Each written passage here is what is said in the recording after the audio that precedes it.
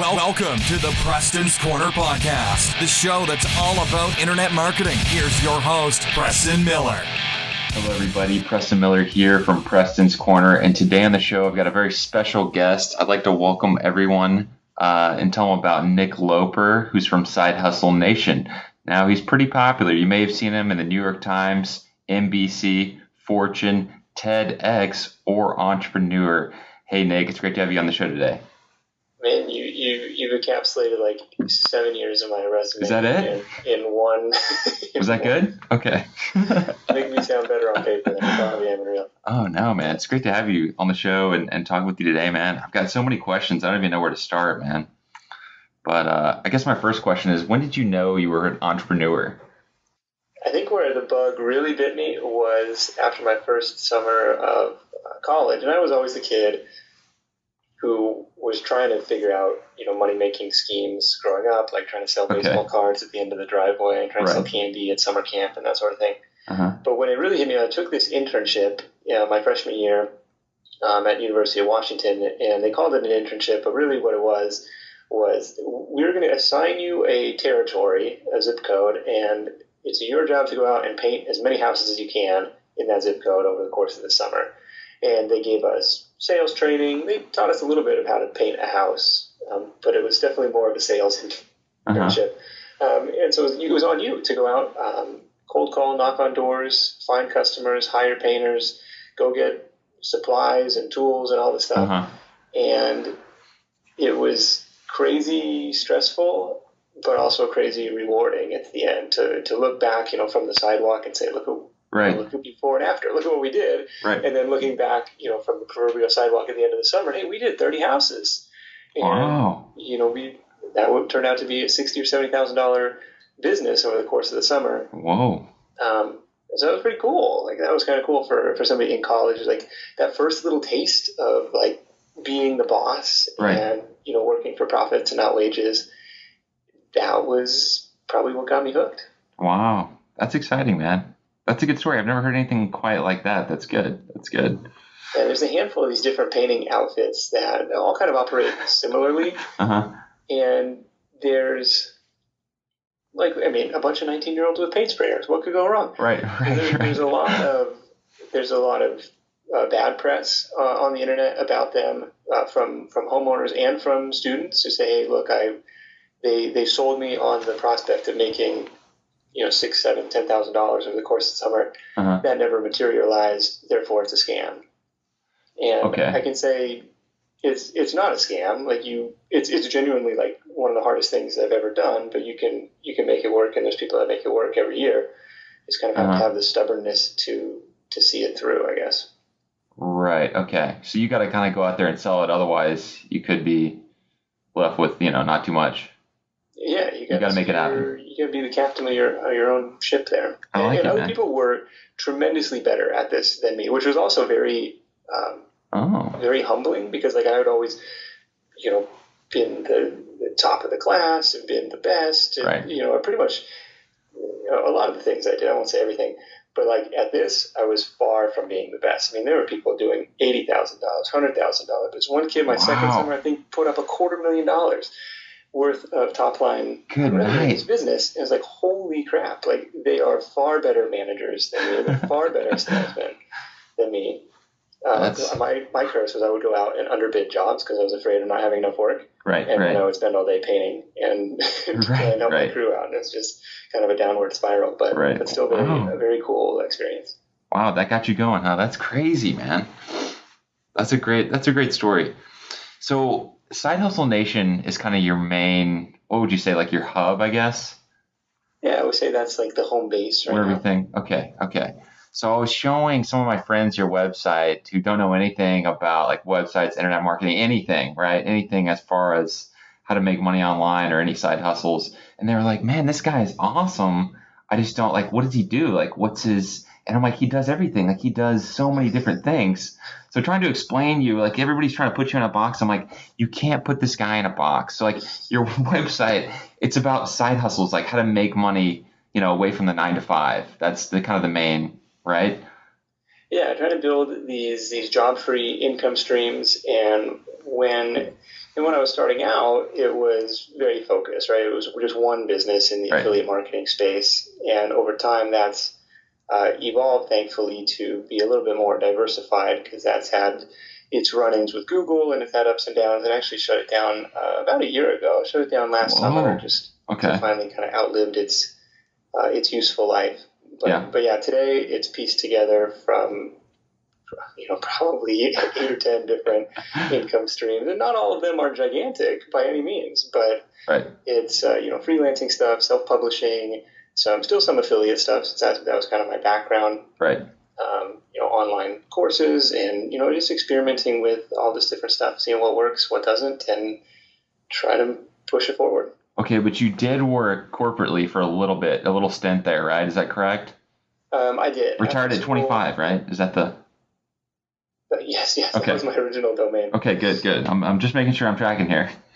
Yeah, you're all good. No, I moved after graduation, did get a corporate job, because I guess I was still buying into, like, that's what you're supposed to do. Right. Plus, I didn't have...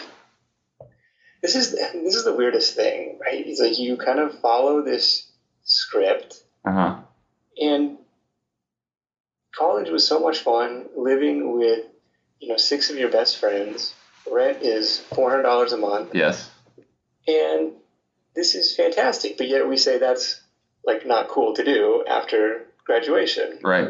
It's like, that would have been awesome. Like, I don't know. Like, I would have saved so much money, and probably wouldn't have felt the same pressure to go get a real job. I don't know. Like, it's a weird thing. But no, I did go the corporate route and spent 3 years working for Ford Motor Company. Oh wow, that's pretty big, man.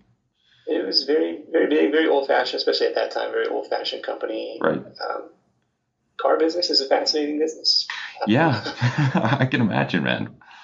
I think everybody thinks, like, if you go to college, if you get that job, you're good, and that's really not. I mean, it could work for some people, but as a whole, for everybody, I don't know if that's exactly the right mold anymore.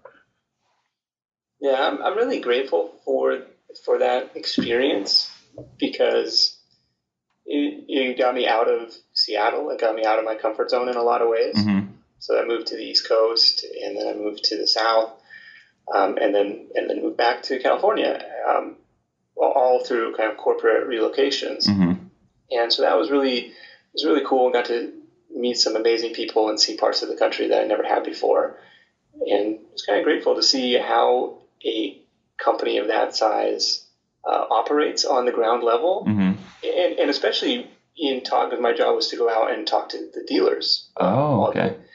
And those are some of the most entrepreneurial, some of the best salespeople that you'll ever meet. So that was really cool to see, kind of on the ground floor of what these business owners essentially, what are they tracking, what do they care about, right? What's kind of on their radar, especially during, this was 2005 to 2008, during some very rocky times, especially for domestic automakers. Right.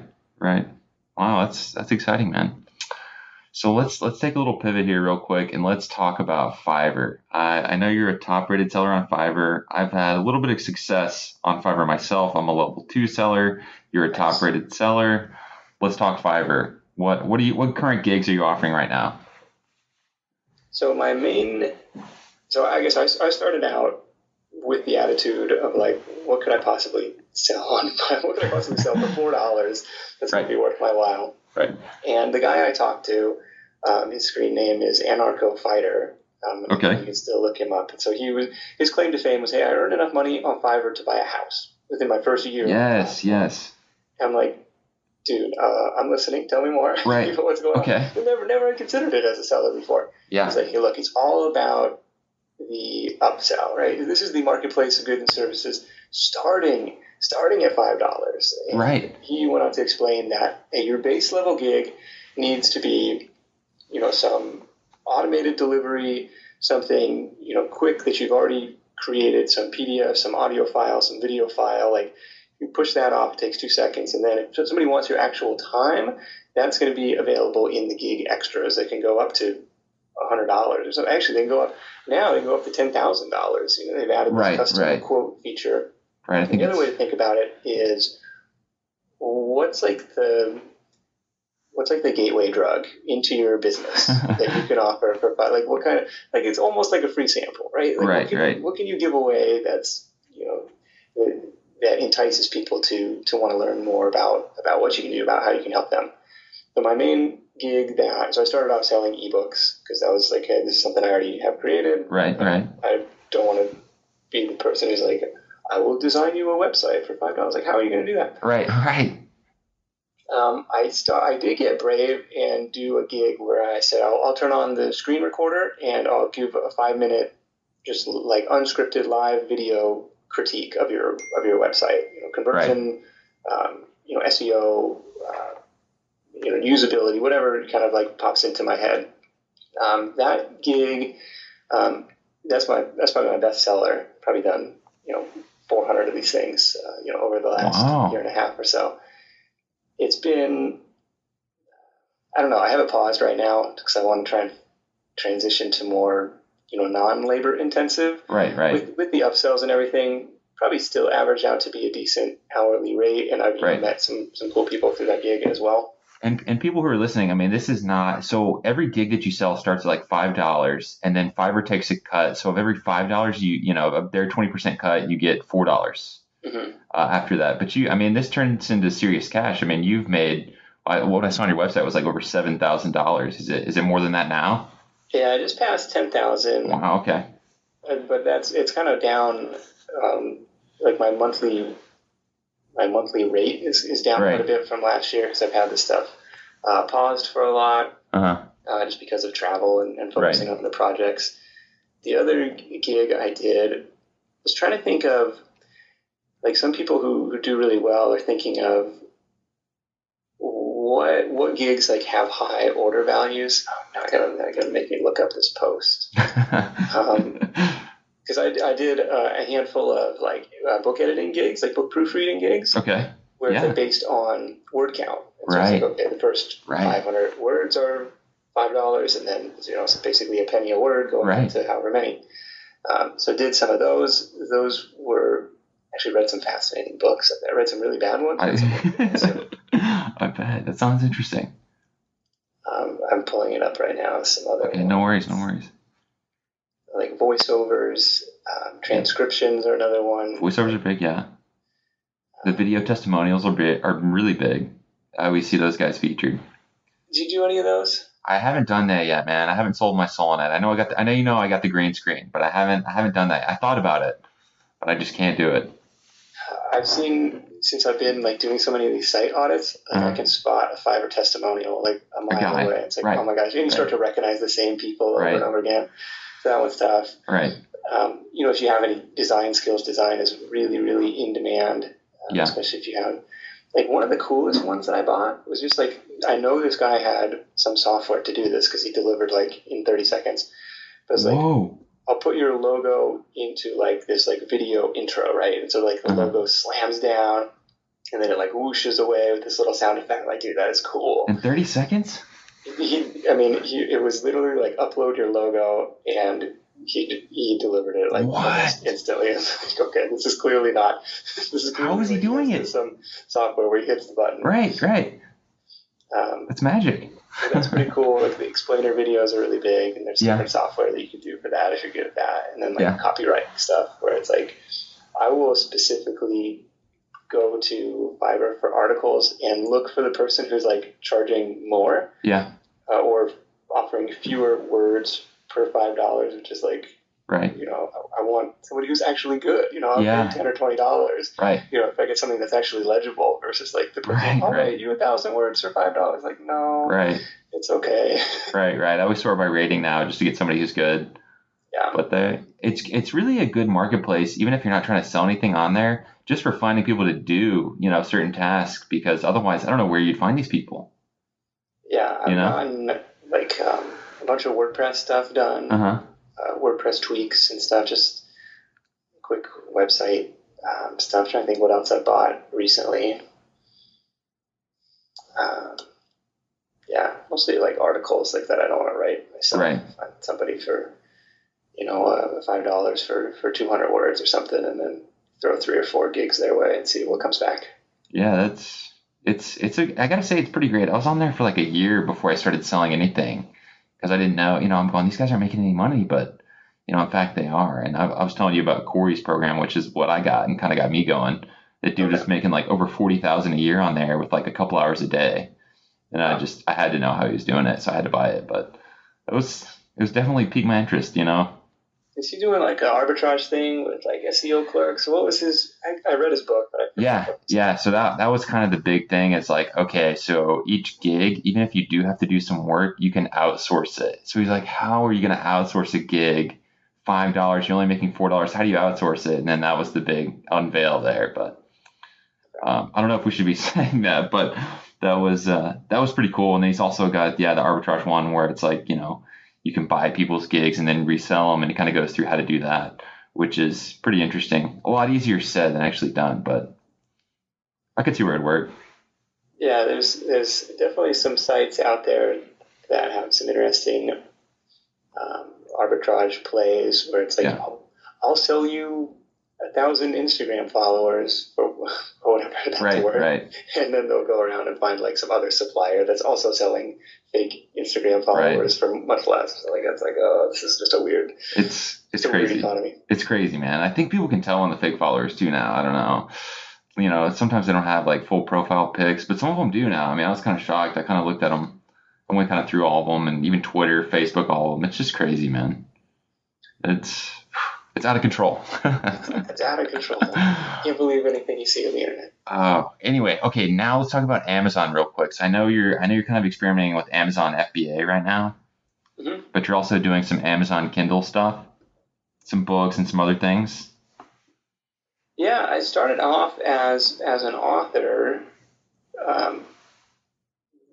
almost purely as like an authority building exercise, right? Where it's like, hey, if somebody comes to my website, they see that I've written a book on the subject, I should be, a more trustworthy person. Right. At that time, the site, was due for a redesign, and it's definitely due for another redesign at this point. And that was the theory. I figured people would come to the site and buy the book, and that would be great. But I didn't expect to sell very many copies. That wasn't a huge priority. And I remember getting my first royalty check from Amazon, $47.42. Wow. And I was like, dude, I'm a professional author. Somebody bought my thing. This is awesome. And it's been, I've published 6 or 7 books in total, currently in 3 years since then. Some have done better than others, but it's a cool, there's almost zero barrier to entry, which brings a lot of crap into the marketplace too. Yeah. But at the same time, this is the world's largest store, and the ability to put your work up there for next to nothing and, reach the 300 million verified credit card accounts, or how many Amazon has. Yeah, it's a lot. Is pretty crazy, and it can do some very interesting things for your business. And we've seen people launch entire businesses off the back of a well executed book launch. Wow. I had no idea it was that crazy. Okay, but I definitely want to get into that. It's a good. I've seen you have some Side Hustle Nation, kind of a series going on there. Yeah, that's an experiment in repurposing some of the content from the podcast there. Okay, because I was going to check those out. Was it free for Prime members, or how does that work? You can borrow anything for free, I think, or you can borrow certain ones for free. Right. I don't know. Something like that. Okay. Let's not worry about that too much. Okay, Amazon FBA, real quick. How's it going? I know you had bought some stuff at retail stores, done some kind of arbitrage, and then sent it in. What's the latest on that? Yeah, so I'm learning the ropes on this side hustle as well. So basically how it works is you download the Amazon Seller app, which is free. Right. You create an Amazon Seller account, which is free. They have a professional version that you'll probably want to get to eventually. And then you go to town, locally, Walmart, Walgreens, Home Depot, Office Max, and what you're doing is looking for items that are on sale there, items that are on clearance there, and seeing if there's a spread between what they're selling for locally and what they're selling for on Amazon. And the app will give you an estimate of how much you would get paid for that after their fees and everything. Right, and it's got to be pretty big, right? You typically So I made probably some bad purchases early on because I was like eager to pull the trigger and do something, because it's kind of like a needle in a haystack. Right. Like, most of the things you scan will not pencil out. Because Amazon had pretty good prices anyway. Yeah, they're pretty competitive, right? Yeah. It's tough to beat a lot of times. So you really have to get something that has a pretty significant spread. And the rule of thumb that Travis Scott, who was just on the Side Hustle show, talked about, look, I want to target 100% ROI. I want to target to double my money, basically. Right. So right. I'm going to scan something that's $15. I want to see my net proceeds or my projected proceeds from that to be 30. Otherwise, I'm not going to touch it. Right. And so I was starting out, and I would say, like, okay, this is $25, but it says I can make 30 on it. Mm-hmm. And it's like it's not really there. I would buy it, and it's like, okay, now I send it in, and 3 other people have also bought the same thing, and now the price is $25. Like, well, that was just a waste. So I'm trying to get better about making the purchases. His other metric that you look for was a sales rank in the category. Right. Underneath 100,000. So okay, under 100K. Okay. He says, in most categories they have like over 1 million items, so this is something that's kind of at the top tier, and the inventory is going to move fairly quickly. Right. So that was another mistake that I made early on, was not paying any attention to that. I'd be like, hey, this looks good, and then then sit there and then get killed. Like, yeah. Oh, I suck. So the goal would be to find like a high converting or like under 100,000, and then you got a good spread on it, and to kind of find that, and if you can go get it, just get a bunch of them and send it in, and then just bank.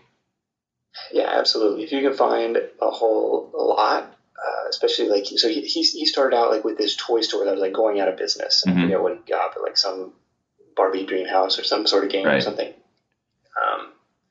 And was able to get a whole lot of them going at once. I haven't had as much luck in finding those big.